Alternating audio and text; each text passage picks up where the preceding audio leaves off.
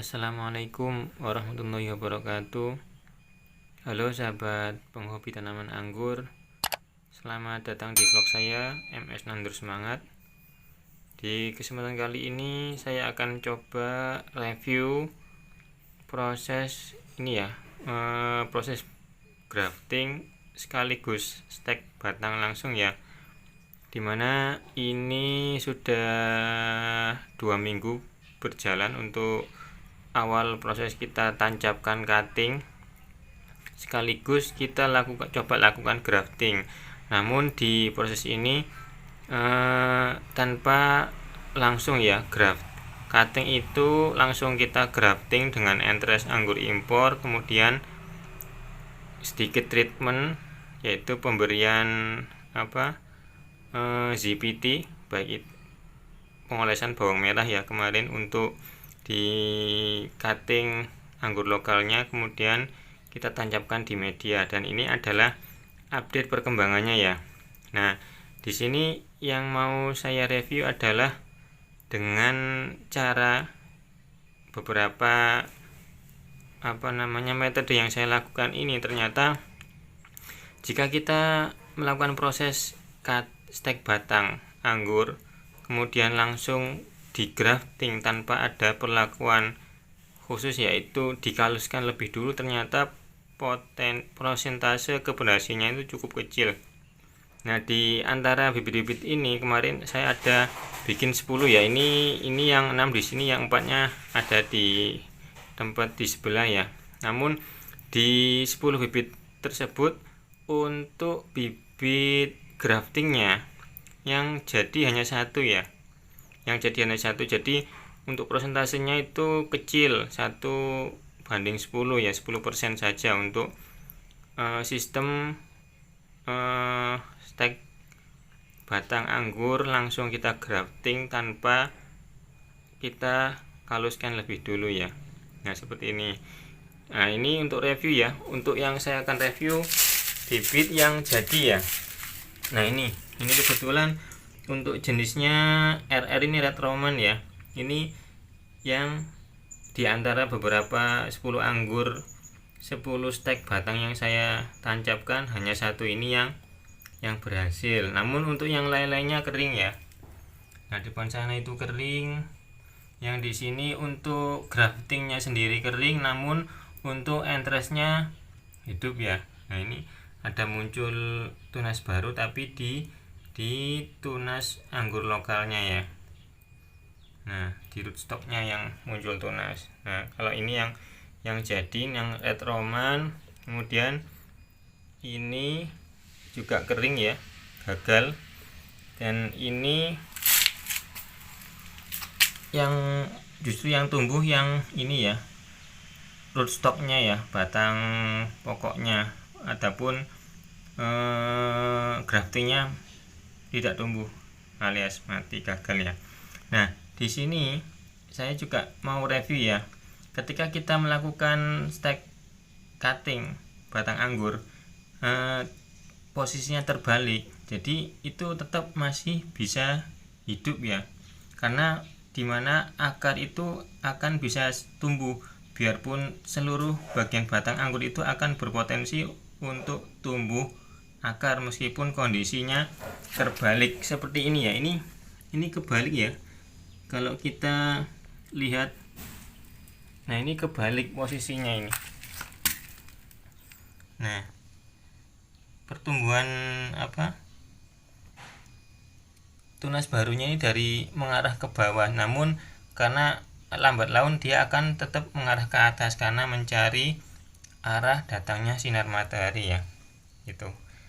Jadi jangan khawatir ya, ketika kita melakukan stek batang anggur kondisinya kebalik, akan masih bisa tumbuh tunas asalkan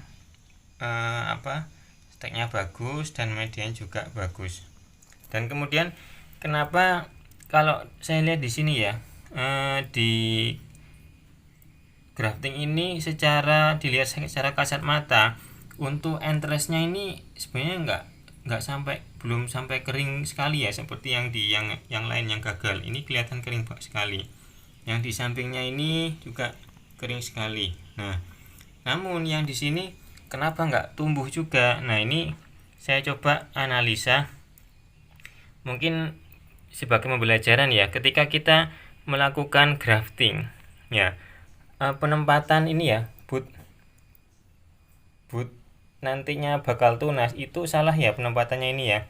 Harusnya ini posisinya keluar ya, keluar ke sini, bukan ke dalam ke arah batang. Ini ya, ini batangnya ini justru malah ke batang. Nah, mungkin ini salah satu yang menjadi alasan faktor kenapa yang di sini gagal, padahal secara rootstocknya itu bagus ya, masih tumbuh. Namun di sini dengan entres yang masih posisinya masih utuh tidak mau tumbuh, karena yaitu secara umumnya ya, penyaluran nutrisi itu dari pinggir ya, bukan dari dalam ya ibaratnya.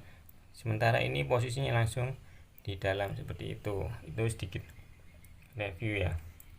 Nah, ini banyak beberapa ya, ini juga ada yang di sini. Nah, ini pun sama ya, ini salah meletakkan posisi ya, batnya justru malah di dalam, harusnya di posisi luar di sini. Nah, ini mungkin ya sama untuk entres untuk rootstocknya pun ini bagus sebenarnya dan udah tumbuh seperti ini. Namun ternyata juga gagal ya, bisa jadi alasannya yaitu tadi ya, secara penempatannya butnya salah dan nutrisi yang disalurkan ke entres yang baru ini ya tidak maksimal dan tidak sempurna, akhirnya juga nggak jadi ya. Berbeda halnya dengan yang ini ya. Nah, yang ini, untuk penempatan batnya udah benar ya. Kalau yang untuk yang jadi ini Red Roman ini penempatannya batnya udah benar. Kemudian untuk batang cuttingnya juga, rootstocknya juga kondisinya bagus. Kemudian untuk entresnya juga ini lebar ya, besar ya. Jadi ketika kita melakukan grafting, kalau itu memang sebaiknya mencari entres itu yang lebar. Karena semakin besar entres yang kita tempel, maka luasan bagian batang entres yang bisa menempel ke rootstocknya itu lebih lebar dan posisi dan berpotensi untuk mendapatkan suplai nutrisi itu lebih banyak ya. Mungkin itu sih sedikit reviewnya dan analisa dari saya ya. Mungkin ya ibarat kata ini sebagai pembelajaran juga untuk pengalaman pribadi saya dalam proses pembibitan ya. Dalam proses kita mencoba untuk melakukan pembibitan anggur impor dengan cara grafting di rootstocknya langsung dan langsung kita tancapkan ke media tanam ya. Mungkin itu dulu sedikit reviewnya ya untuk proses grafting.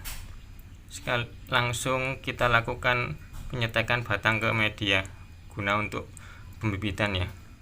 Sekian videonya. Jika teman-teman suka dengan video ini dan merasa videonya bermanfaat, jangan lupa subscribe, like, and comment agar kita bisa terus maju dan berkembang dalam membuat konten-konten ataupun video-video anggur ke depannya. Dan bagi yang sudah klik video ini ataupun yang sudah subscribe, saya ucapkan terima kasih. Assalamualaikum warahmatullahi wabarakatuh. Salam penghobi tanaman anggur.